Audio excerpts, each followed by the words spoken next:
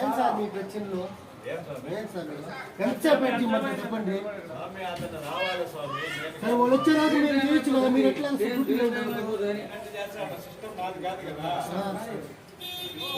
Sir మీరు డ్యూటీలో జనాన్ని ఎక్కువసేపు నుంచో పెట్టకూడదండి. జనాన్ని 40 నిమిషాల నుంచి పెడుతున్నారు, గంట నుంచో పెట్టకూడదు.